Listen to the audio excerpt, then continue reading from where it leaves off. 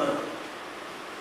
ಈ ಮಹಿಳಾ ವಿಭಾಗಕ್ಕೆ ವಿಶೇಷವಾಗಿ ಶ್ರೀಮತಿ ನಿರ್ಮಲಾ ಬಸವರಾಜ ಬೆಣ್ಣೆ ಇವರನ್ನ ಜಿಲ್ಲಾ ಘಟಕದ ಮಹಿಳಾ ವಿಭಾಗದ ಅಧ್ಯಕ್ಷರನ್ನಾಗಿ ಮತ್ತು ಅವರಿಗೆ ಅನುಕೂಲವಾಗುವಂತೆ ಪದಾಧಿಕಾರಿಗಳು ಇನ್ನಿತರ ಸದಸ್ಯರು ಎಲ್ಲರ ಒಟ್ಟು 30 ಜನರ ಪಟ್ಟಿಯನ್ನು ನಾವು ಕಳೆದ ವರ್ಷ ರಚನೆ ಮಾಡಿಕೊಂಡು ಅದನ್ನು ಅನುಮೋದನೆಗಾಗಿ ನಾವು ಕೇಂದ್ರಕ್ಕೆ ಕಳಿಸಿದ್ವಿ.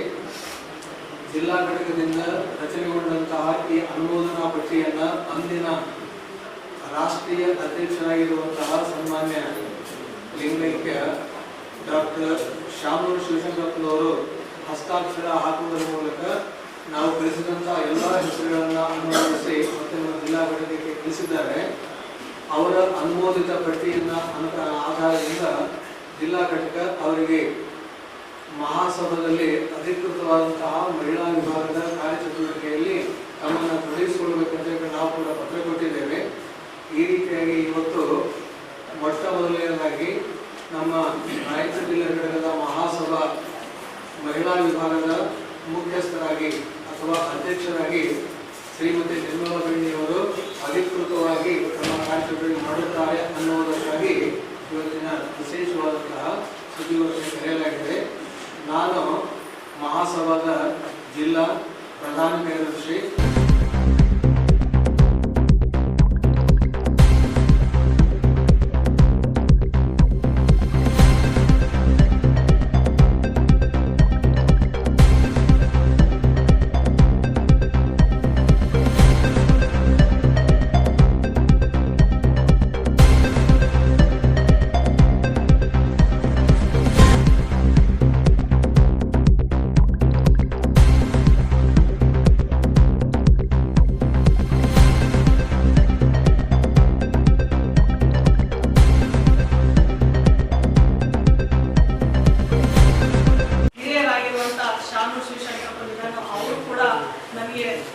ಇಲ್ಲಿಂದ ನಮ್ಮ ಚಂದ್ರಶೇಖರ್ ಮಿರ್ಜಾಪುರ ಅವರು ನನ್ನ ಹೆಸರನ್ನು ಕಳಿಸಿದ್ರು.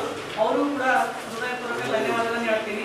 ಅದರ ಜೊತೆಯಲ್ಲಿ ಭಯಾಪುರ್ ಸರ್ ಅವರು ಅಮರೇಗೌಡರು ಅವರು ಕೂಡ ಈ ಒಂದು ನನಗೆ ಸಪೋರ್ಟ್ ಅನ್ನು ಮಾಡಿದ್ರು. ಅದರ ಜೊತೆಯಲ್ಲಿ ನನ್ನ ಪಕ್ಕದಲ್ಲೇ ಕೂತಿರುವಂಥ ಕಾರ್ಯದರ್ಶಿಗಳು ಅವರು ಕೂಡ ಆಗಿರ್ಬೋದು, ನನ್ನ ಬಲಭಾಗದಲ್ಲಿ ಕೂತಿರುವಂಥ ನಮ್ಮ ಅಕ್ಕಂದರು ಎಲ್ಲರೂ ನನಗೆ ಈ ಸಮಾಜದಲ್ಲಿ ಒಂದು ಸಪೋರ್ಟ್ ಅನ್ನ ಮಾಡಿದ್ದಾರೆ. ಮುಂದಿನ ದಿನಗಳಲ್ಲಿ ಕೂಡ ಇವರೆಲ್ಲರ ಜೊತೆಯಲ್ಲಿ ಸೇರಿ ನಾನು ಕೆಲಸವನ್ನು ಮಾಡುತ್ತೇನೆ ಅಂತ ಹೇಳಿ ಈ ಮಾಧ್ಯಮದ ಮೂಲಕ ನಾನು ಹೇಳಕ್ಕೆ ಇಷ್ಟಪಡ್ತೀನಿ. ಆದರೆ ಅಖಿಲ ಭಾರತ ವೀರಶೈವ ಮಹಾಸಭಾದಿಂದ ಮಹಿಳಾ ಘಟಕದ ಅಧ್ಯಕ್ಷರನ್ನಾಗಿ ಮಾಡಿರುವಂಥ ನನ್ನ ಎಲ್ಲ ಅಣ್ಣಂದರಿಗೂ ಕೃತಜ್ಞತೆಯನ್ನು ಹೇಳಕ್ಕೆ ಇಷ್ಟಪಡ್ತೀನಿ. ಅದರ ಜೊತೆಯಲ್ಲಿ ನನ್ನ ಮಹಿಳಾ ಘಟಕ ಅಧ್ಯಕ್ಷರಾಗಿ ಮಾಡಿದಂದ್ರೆ ಒಂದು ಸಮಾಜವನ್ನು ಹೆಣ್ಮಕ್ಕಳಲ್ಲಿ ಸಂಘಟನೆ ಮಾಡೋದು, ಅದರ ಜೊತೆಯಲ್ಲಿ ಮುಂದಿನ ದಿನಗಳಲ್ಲಿ ಸಮಾಜದ ವತಿಯಿಂದ ಏನೇನು ಕಾರ್ಯಕ್ರಮ ಮಾಡಬೇಕಂತೇಳಿ ಒಂದು ಈಗಿಂದಲೇ ನಾವೆಲ್ಲ ನನ್ನ ಅಧ್ಯಕ್ಷ ಆದ್ಮೇಲಿಂದನೂ ಕೂಡ ಸರ್ ಹತ್ರ ದಿನನಿತ್ಯ ಚರ್ಚೆಯಲ್ಲಿ ಕೂಡ ಇರ್ತೀನಿ. ಈ ಸಮಾಜ ಬೆಳೆಸೋಂಥ ಕೆಲಸ ನಾನು ಮಾಡ್ಬೇಕಂತೇಳಿ ಸರ್ ಹತ್ರನೂ ಹೇಳಿದ್ದೀನಿ. ಈ ಮಾಧ್ಯಮದ ಮುಖ್ಯವಾಗಿ ನಾನು ಹೇಳ್ತಾ ಇದ್ದೀನಿ, ಮುಂದಿನ ದಿನಗಳಲ್ಲಿ ಒಂದು ಗಟ್ಟಿಯಾಗಿ ನಿಂತುಕೊಂಡು ನನ್ನ ಸಮಾಜವನ್ನು ಕಟ್ಟಬೇಕು. ಯಾವುದೇ ರೀತಿಯಲ್ಲಿ ನಾನು ನೋಡ್ತಿರ್ಬೇಕು, ಬಹಳಷ್ಟು ಸಮಾಜ ಎಲ್ಲ ಸಮಾಜ ಅಂತ ನಾನು ಹೇಳ್ತಾ ಇಷ್ಟಪಡ್ತೀನಿ. ಯಾಕಂದ್ರೆ ಏನಾದರೂ ನಾವು ಮುಂದಿನ ದಿನಗಳಲ್ಲಿ ನಮ್ಮ ಸಮಾಜ ಬೆಳಿಬೇಕು, ನಾವು ಉಳಿಬೇಕು ಅಂತಂದ್ರೆ ಸಮಾಜನ ನಾವು ಗಟ್ಟಿಪಡಿಸ್ಬೇಕಂತ ಹೇಳಿ ನಾನು ಹೇಳೋಕೆ ಇಷ್ಟಪಡ್ತೀನಿ. ನಾನು ಕೂಡ ಈ ಸಮಾಜದಲ್ಲಿ ಉನ್ನತ ಮಟ್ಟದಲ್ಲಿ ನಾನು ಕೆಲಸ ಮಾಡಿಕೊಡ್ತೀನಿ ಅಂತ ಹೇಳಿ ಹೇಳೋಕೆ ಇಷ್ಟಪಡ್ತೀನಿ. ಎಲ್ಲರಿಗೂ ನಮಸ್ಕಾರ. ಇನ್ನು ಪದಗ್ರಹಣ ತಗೊಂಡಿಲ್ಲ, ಇದು ಮೊನ್ನೆ ತಾನೇ ಆಗಿದೆ. ಅದು ಕೂಡ